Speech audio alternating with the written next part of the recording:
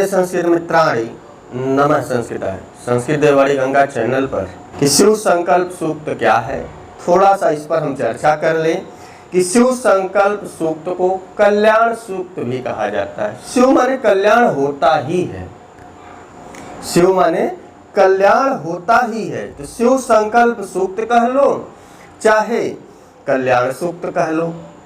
और जो यह शिव संकल्प सूक्त है शुक्ल यजुर्वेद में आता है, अर्थात शुक्ल यजुर्वेद में लिखा गया है। और यह जो सूक्त है शुक्ल यजुर्वेद में 34वें अध्याय में मिलेगा। इस शिव संकल्प सूक्त में 6 मंत्र हैं और इसके मंत्र दृष्टा अर्थात इसके जो ऋषि हैं याज्ञवल्क्य जी हैं, देवता मनस हैं और शिव संकल्प सूक्त की रचना त्रिष्टुप छंद में की गई है। संकल्प सूक्त में आखिर हम जानेंगे क्या, तो अंतिम वाक्य यही है कि तन्मे मनः शिव संकल्प मस्तु, मेरा मन शुभ संकल्प वाला होई। सभी 6 मंत्रों के अंत में यही वाक्य मिलेगा, सब में समानता है।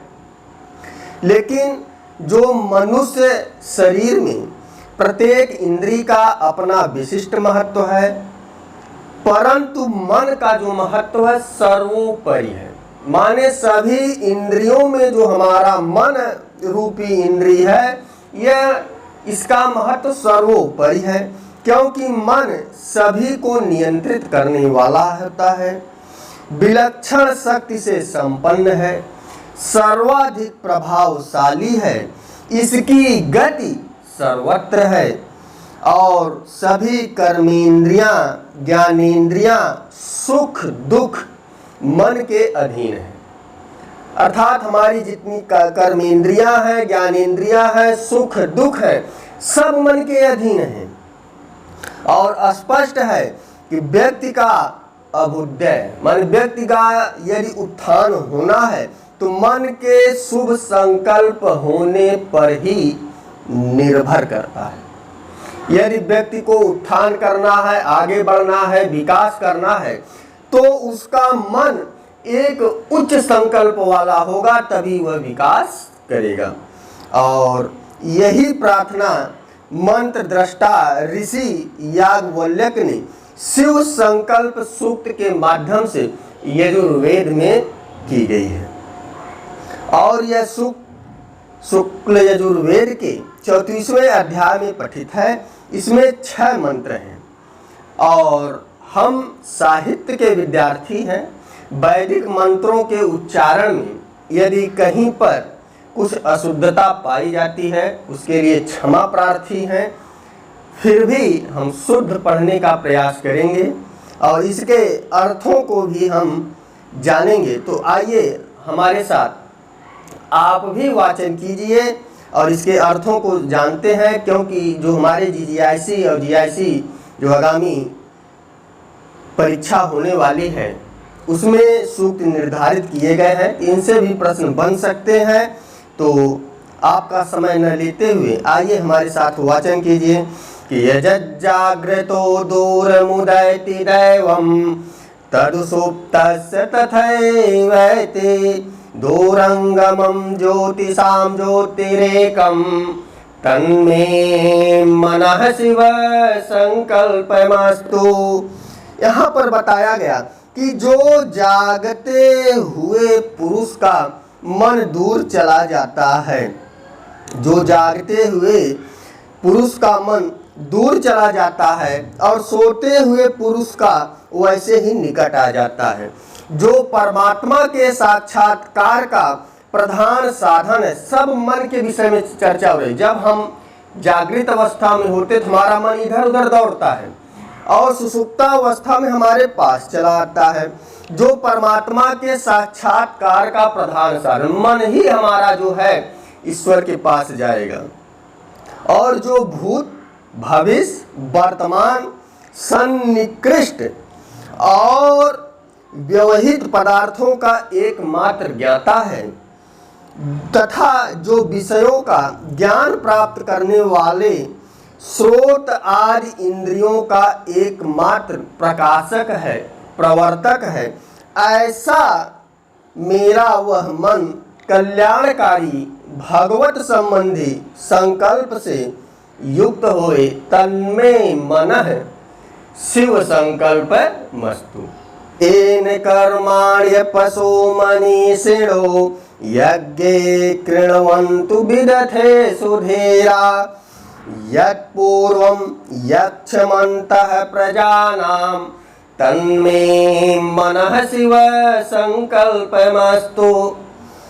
तो इसमें बताया जाएगा कि जो कर्मनिष्ठ हैं, जो विद्वान हैं, इन कर्माण्य पशो मनीषिणो, अर्थात जो कर्मनिष्ठ हैं एवं जो धीर विद्यमान है, धीरा है अंत में दिया है, जो धैर्यवान विद्वान है, जिसके द्वारा यज्ञीय पदार्थों का ज्ञान प्राप्त करके यज्ञ में कर्मों का विस्तार करते हैं, जो इंद्रियों का पूर्वज अथवा आत्मस्वरूप है, जो पूज्य है और समस्त प्रजा के हृदय में निवास करता है, ऐसा मेरा वह मन कल्याणकारी भगवत संबंधी संकल्प से युक्त हो। आइए हम अब तीसरे श्लोक में चलते हैं। यत् प्रज्ञानुमत चेतो धृतिश्च यज्ज्योतिरन्तर्मृतं प्रजासु, यस्मान्नृते किंचन कर्म क्रियते तन्मे मनः शिव संकल्पमस्तु। जो विशेष प्रकार के ज्ञान का कारण है, जो सामान्य ज्ञान का कारण है, जो धैर्य रूप है, जो समस्त प्रजा के हृदय में रहकर उनकी समस्त इंद्रियों को प्रकाशित करता है, जो स्थूल शरीर की मृत्यु होने पर भी अमर रहता है, और यस्मान ऋते किंचन, अर्थात जिसके ऋत माने होता है बिना, ऋते माने बिना, माने जिसके बिना कोई भी कर्म नहीं किया जा सकता, तन्मे मनः शिव संकल्प मस्तु, ऐसा मेरा वह मन कल्याणकारी भगवत संबंधी संकल्प से युक्त होए। और अगले श्लोक में बताया गया, यनेरं भूतं भुवनं भविष्यत् परिगृहीतं मृतेन सर्वं, यनेदं भूतं भुवनं भविष्यत् परिगृहीतममृतेन सर्वं, येन यज्ञस्तायते सप्तहोता तन्मे मनः शिव संकल्पमस्तु। कि जिस अमृत स्वरूप मन के द्वारा, जो हमारा यह मन है, जो हमारा यह अमृत स्वरूप मन है, इसके द्वारा भूत का, वर्तमान का, भविष्य संबंधी सभी वस्तुएं ग्रहण की जाती हैं। यह जो हमारा मन है, इससे हमें भूत का भी बोध होता है, भविष्य का भी बोध होता है, वर्तमान का भी बोध होता है। तो सभी इससे संबंधित, माने सभी कालों से संबंधित जो हमें ज्ञान प्राप्त होता है, तथा जिसके द्वारा 7 होता वाला अग्निष्टोम यज्ञ संपन्न किया जाता है। सप्त होता माने कभी कभी पूछ लेता है, सप्त होता का अर्थ क्या होगा? अग्निष्टोम, ये पेपर में आया हुआ भी है। तो अग्निष्टोम यज्ञ संपन्न होता है, तो वह ऐसा मन क्या होवे कि कल्याणकारी भगवत संबंधी संकल्पों से युक्त होए। अगले श्लोक की तरफ बढ़ते हैं। यस्मिन् ऋचः सामयजुंसि यस्मिन् ऋचः सामयजुंसि यस्मिन् प्रतिष्ठिता रत्नाभा विवारा यस्मिन् चित् सर्वमूर्तं प्रजानां यस्मिन् चित्तं सर्वमूर्तं प्रजानां तन्मे मनः शिव संकल्पमस्तु। तो जो यहाँ पर लिखा गया है कि यस्मिन् चित्तम, तो म के बाद सा आया, तो यहाँ पर गोंग की उच्चारण होगा कि यस्मिन्, म का उच्चारण छोड़कर वहां पर क्या करते हैं? गोंग का उच्चारण करते हैं। यस्मिन् चित्त गोंग सर्वमूर्तं प्रजानां तन्मे मनः शिव संकल्पमस्तु।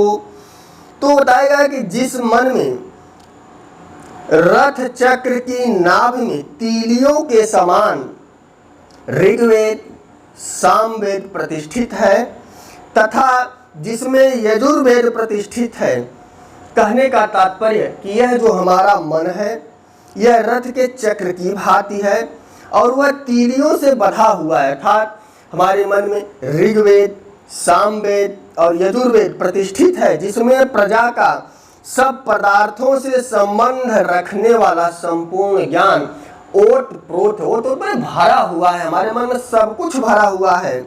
ऐसा मेरा मन कल्याणकारी भगवत संबंधी संकल्प से युक्त होए। और इस शिव संकल्प सूक्त का अंतिम श्लोक है, सुसारथिर स्वानी वयन मनुष्यान्नि नीयते भिषुभिर्वाजिनैव हृत प्रतिष्ठम यज्जिरम जवेष्ठम तन्मे मनः शिव संकल्पमस्तु। बताया कि जैसे श्रेष्ठ सारथी या बढ़िया घोड़े को चलाने वाला उसे सारथी ही कहते हैं। तो जो श्रेष्ठ सारथी होता है, जैसे घोड़ों का संचालन और रास के द्वारा रस्सी के द्वारा घोड़ों को नियंत्रण करता है, वैसे ही जो प्राणियों का संचालन तथा नियंत्रण करने वाला है कौन है? हमारा मन है। हमारे मन को जैसे एक सारथी घोड़े को लगाम के द्वारा या रस्सी के द्वारा नियंत्रित करता है, उसी तरह प्राणियों का जो संचालन होता है या नियंत्रण करने वाला है, जो हृदय में रहता है, जो कभी बूढ़ा नहीं होता और जो अत्यंत वेगवान है। और वेगवान कहने का तात्पर्य हमारा मन इतना तीव्र गति से भ्रमण करता है। अभी हम अपने गांव में हैं तो अभी कहीं और चला जाएगा, कहीं और चला था, यह इतनी तीव्र गति से जाता है, इसलिए इसे वेगवान भी कहा गया। यह हमारा मन क्या है? अत्यंत वेगवान है। इसीलिए ऐसा मेरा मन कल्याणकारी भगवत संबंधी संकल्प से युक्त होए। क्लियर हो गया? तो यह शिव संकल्प सूक्त था। तो एक बार हमारे साथ वाचन कीजिए, कैसा लगा कमेंट बॉक्स में अवश्य बताइएगा। इतना ही। नमः संस्कृताय। शुभ संध्या, शुभ रात्रि।